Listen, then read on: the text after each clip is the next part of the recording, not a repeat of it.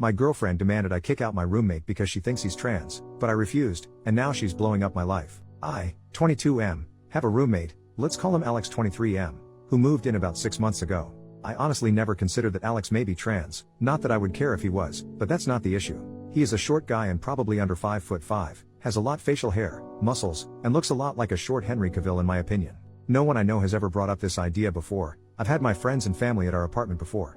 This is really the part that gets to me because my mom is extremely against any gay people, and if she sensed anything was up she would have caused problems right away. Alex and I get along. We're polite but not really friends. He's quiet but super polite, always pays rent on time, helps with chores, and even shares his cooking with me. I appreciate having him around, especially because my last 3 roommates were each their own horror story. The issue came up when my girlfriend, let's call her Sarah 28F, came over one day. Alex was shirtless. To clarify, I forgot to tell Alex that she was coming over, and she noticed the scars on his chest. After that she was quiet and short with me her entire stay there. When she got home, she blew up my phone, asking why I had a female living with me. I was confused and asked what she was on about. She says that she knows that his scars are from top surgery and that he is short, so he has to be trans, and a born female. I tried to explain that even if Alex is trans or a born female, that there is no way I'd be attracted to him because to any person who looked at him, you would see a freaking guy. Plus he's respectful and doesn't cause drama like my last roommates, which she knows about. Just to be clear, I honestly still have no idea if Alex is even trans. I googled it, and those scars could be from some other surgery, like heart surgery or gynecomastia. And I really don't have an argument for him being short, but there is a lot of short men. At first Sarah wanted me to just ask Alex if he was trans, which why the heck would I do that, or give her his last name so she can run a background check. I said no to both. Then she said this was a violation of trust and that if I didn't either find out if Alex is trans, and kick him out, or just kick him out that she would have to reevaluate things. Basically threatening to break up. I said I don't do ultimatums and that we're done. Since then, she's been messaging me every single day for over 2 weeks, even after I blocked her on everything because she wouldn't leave me alone, pissed that I wouldn't do this small thing for her. She ranges from, "Are you screwing him?" to "Let's just talk, and why can't you at least give me closure and ask him?" to the most recent her telling our mutual friend about the situation.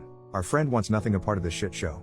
I didn't feel bad at first, but after talking about it online, I've had some people say I should have just asked my roommate if he was indeed trans just to keep the peace, or that I shouldn't have essentially picked my roommate who I've only had for about 6 months over my girlfriend of 5 years. I wonder if I'm being unreasonable. I legitimately do not see how any straight dude could find Alex attractive, personally, but maybe I should have done something just to keep the peace. Edit to answer some questions. Same day, did you break up with her? Yes. During the text conversation we broke up. I always told her I had one rule, that I don't do ultimatums. If she were to say choose so and so or me, that I would leave. I put up with a lot of shit, verbal and physical, but I don't put up with that kind of bull crap. Ages? I was 17 and she was 22 or 23 when we got together. It's been a long time, so I'd have to look back to make sure. But yeah, I was for sure 17. We got together the day I turned 17, our anniversary is my birthday. We couldn't get together before then because of the age of consent in my state, which I get now is really messed up. I don't know if it helps, but we have known each other our entire lives. My mom is her mom's best friend. When my mom worked, I would go over to Sarah's mom's house so I wasn't alone.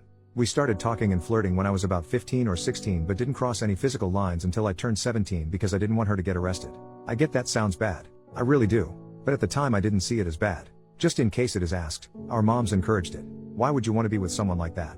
I don't. I really don't. I didn't realize it was transphobia until some people here talked to me about it. I thought it was just her being jealous. But I get how messed up it is now. Please understand I live in the Bible Belt. I didn't even know trans people existed until I was 16. My personal thoughts is that I don't see a problem with people being trans and transitioning. I think at the end of the day it isn't my business. Is Alex trans? I have no clue. He could be, but he could have also had breast cancer, gyno, heart, lung, or any kind of other surgery. I used a photo from Google because this whole time I personally thought he had gyno or something. But it's not my business. Is Alex safe? I'll talk to him when I get home and then talk to my landlord. I will change my gate code and also have her removed from the allowed guest list and also ask my landlord to not let her in personally. She hasn't been too violent of a person in the past, but I also didn't know she was this insane in the past either. Was there abuse? I feel like this has been kinda implied in some questions. I don't know. Has she insulted me? Yes. Has she been physical? Yes. But nothing crazy. Slapping, pushing, shoving, but never anything like punching or drawing blood. The photo? The photo is not actually Alex. I searched Google for gyno surgery photos and then found a Reddit post talking about it. I used it as a reference for what I mean. Scarring under the chest and around the nipple area. I definitely wouldn't actually post a photo of Alex here, censored or not. I'm sorry for confusion. Why didn't you ask Alex about his scars? I have a few reasons. I personally wouldn't like it if someone asked me. Second, my mom has scars all around her body for different reasons and gets livid if you ask her about them. Third, probably the one that confuses people the most, I didn't really care enough to ask. I was curious but not. I just thought and then went on with my business. Small update, next day, I talked to Alex. I got advice saying to be upfront and tell him what's up completely, hide the trans part, and that I just shouldn't tell him. I don't know if this was the right thing, but I just told him, because once I was face to face with him I couldn't really help but do it. To clarify, I did not ask him about his scars or mention that specifically. I said my ex-girlfriend was under the impression he was a trans person, made sure to say I didn't care if he was or wasn't, and that I broke things off, changed the gate codes, put her on the do not let in list, all that drama. Before even saying anything, he asked if I was okay. Like I said, he is a chill dude. He also not so subtly asked the same questions that a lot of comments asked, essentially if I was in an abusive situation. I told him I don't know, but whatever kind of situation it was, it's over. The thing that really kinda messed with me is that he called me his best friend. I regret not saying we were close in other comments. I realize now we have different definitions of close because he is introverted and I'm not at all. We talked about irrelevant stuff for a while and then the question came up, would you care if I was trans? To summarize things, yes, Alex is trans mask. He had top surgery when he was 19 and has been on hormones since he was 18. He even has a tattoo with the date he started testosterone. While the idea that he could have been a dude with gyno, cancer, or something else is completely reasonable, it just happens that Alex is trans. And I don't care about that, Alex is Alex. I did show him the post and got permission to update things. I would not have otherwise. He is also roaming this post somewhere, but probably won't comment. Notes, Alex is going to help me out with finding some low-cost or pay scale therapy because he personally hasn't heard good things about the college's therapy services. Like everyone else has said, yes, it was abuse. I see that. I will also hold higher standards for myself in the future. Alex sent me the information for the therapist he sees and I'll contact them in the morning. The landlord knows there is a domestic incident and I trust him when it comes to making sure my ex doesn't show up. The do not allow list was made in mind for this reason. I am not ready to talk to my mom about this, but I hope with some therapy and time I will be. She knows something is going on, but she believes this is a break and not a breakup. Sorry if this sounds like rambling, it is. This has been a rough couple of weeks, my brain is fried and I'm tired. Keep in mind, I'm still a full-time student during this. I also have to keep my grades up for my grants, scholarships, government aid, etc. I do read all comments, even the not so good ones. I will try to respond more before I sleep tonight, but just know even if I don't reply, I have read it. I appreciate all the advice, kicks in the rear, and the sympathy. A side note, I have seen a lot of trans people comment on this post and I have had a few reach out to me in private. I am thankful for your comments as well. It has brought to my attention how tough things are out there because I honestly felt what I did was the bare minimum and not worthy of praise because it should just be expected. But I see that it is being praised for how low of a bar there is when it comes to human decency towards you, and I'm sorry for that and hope things get better. First official update, 2 days later, I talked to the therapist Alex recommended. Normally I would be on the wait list until January, but due to the situation the therapist referred me to one of his associates and I'll be seen as early as next week. I also was recommended to attend a domestic violence support group that gathers once a month. I was originally not going to go because the idea was uncomfortable as hell, but Alex said he'll go with me so at least I'll know someone there and we can leave if it's too weird for me. My mom is aware of the breakup, and she is not too happy. I did not mention the trans part. I said that Sarah was being controlling and I didn't want to put up with it anymore. Got the usual, that's a normal part of any relationship comments, but I stood my ground. My mom seems to be under the same delusion as Sarah that this is a small argument or something and we will get back together. But that is absolutely not happening. I don't really talk to Sarah's mom, so I don't know her thoughts on the matter. The landlord is aware of the situation and will not let Sarah in, should she try to show up. If you don't have the gate code, you have to go to the main office and the employee, landlord's son, will buzz the person in if they are on your accepted people list or call the tenant and ask if they aren't on the list. If the individual is on the do not let in list, especially if it involves a criminal matter, they will be asked to leave. If they don't leave, then it becomes trespassing.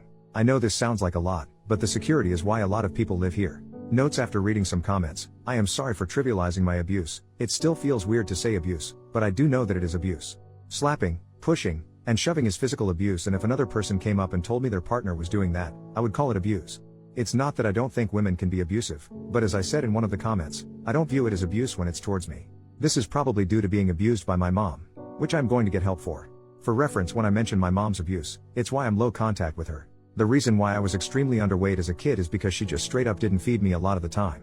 CPS got called a lot, but never did anything. They also didn't take any claims by my teachers that I was being abused as creditable because there were no marks or bruises, which has warped my view on abuse. Going forward, if I date again, then I won't put up with any physical or verbal abuse. A couple of comments helped by saying that if I was confused on if it was wrong, to think about if it was another person going through it, which has been helpful in what I feel is right and wrong treatment towards me. After a lot of talking, it turns out Alex and I have been friends this whole time, but because I've never had an introvert friend before, I didn't exactly realize. Alex says he didn't want to annoy me by trying to chat with me all the time, which ironically is what I was feeling. Now we're going to hang out more and he is trying to get me to join the D&D game he is in. Thank you for reading my giant block of text. I'm grateful for all the comments, regardless if they are good or bad. I do read all of them. Second update, 7 weeks later. Hey everyone, I'm really sorry it's taken so long to update. I've been focusing on my mental health and keeping up with school, but overall, I'm doing better than I ever have. I've been going to therapy every week, it'll be every other week starting in January, attending a domestic violence support group every other week, playing D&D weekly, and I've made several new friends through the support group and D&D. Honestly, if it weren't for Alex, I'm not sure I'd have made it this far. He's driven me to therapy, gone to the support group with me even though he didn't need to, got me into D&D, and introduced me to his friends, who are now also my friends. As for Sarah, who I regret giving that fake name because one of my new friends has the same name, she's in jail. After my initial post, Sarah tried to show up at my apartment, but because she was on the do not let in list, she wasn't allowed in. Instead, she waited for another resident to open the gate, ducked behind their car, and tried to sneak in.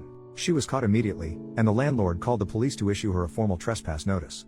After that, I began the process of getting a PPO, personal protective order. A week later, Sarah was arrested on charges unrelated to my apartment. She was arrested for trespassing, after warning, resisting without violence, and disorderly conduct. She's currently in jail, awaiting her court date. It's likely not going to go well for her since she was already on probation for a second DWI/DUI, and one of the conditions of her probation was to not break the law. How do I know all this? A mutual friend posted it on his Snap story. More good news, my PPO was approved on Monday. It took too long in my opinion, but whatever, it's finally done.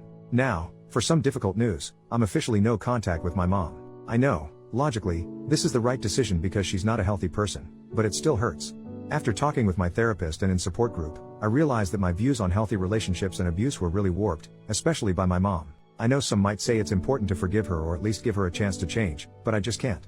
I can't bring myself to forgive her. She neglected me as a child, physically and verbally abused me into adulthood, and even encouraged me to date an adult when I was a minor. After reflecting on everything, I also can't bring myself to say I love her. I realize I only felt that way out of obligation and pity. My mom was taken advantage of when she was a minor, which led to her pregnancy with me, and I do feel bad for her. But instead of seeking help, she chose not to. Now, I'm using her as a reverse moral compass. Whatever she did, I now try to do the opposite.